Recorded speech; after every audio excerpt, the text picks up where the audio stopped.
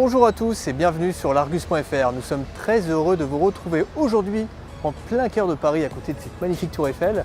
Non pas pour vous présenter ce C3 Picasso qui va bientôt prendre sa retraite, mais son remplaçant, le C3 Aircross. Ça c'est le tout nouveau modèle de Citroën. Fini le petit monospace, ce C3 Aircross rejoint la famille des petits SUV. Alors nous allons voir ensemble qu'est-ce qui différencie ces deux modèles. C'est parti!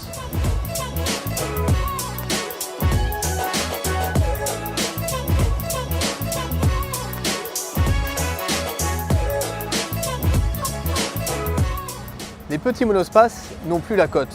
Ce que les gens veulent aujourd'hui, ce sont des SUV, comme ce C3 Aircross.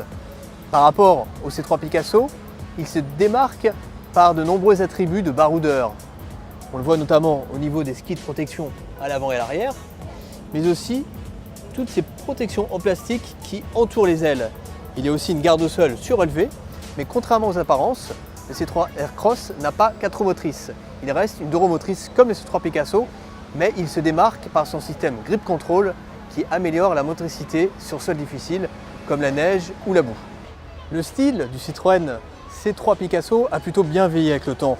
On le voit, ça reste assez d'actualité.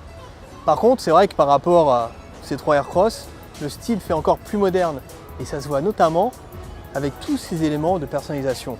Bon, là, on ne le voit pas spécialement sur ce modèle, mais on peut avoir des éléments personnalisables colorés au niveau des jantes, un toit de couleur dissocié, des coques de rétroviseur également différentes de la couleur de la carrosserie.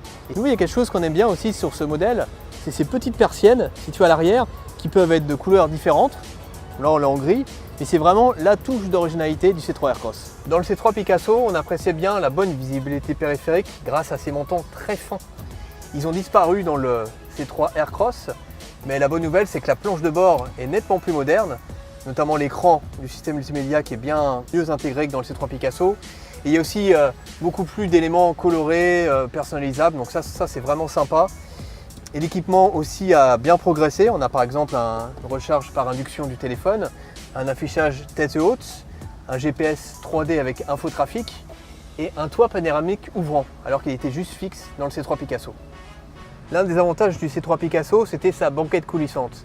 Et l'autre bonne nouvelle, c'est que cette banquette coulissante, on la retrouve dans le C3 Aircross.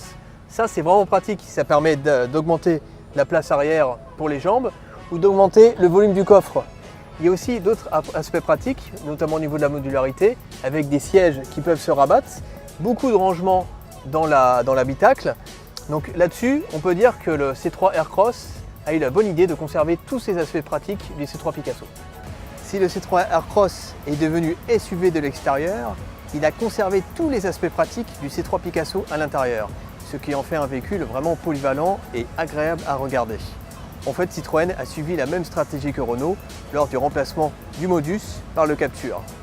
Et quand on connaît le succès de ce dernier, on peut espérer que le C3 Aircross rencontre le même succès.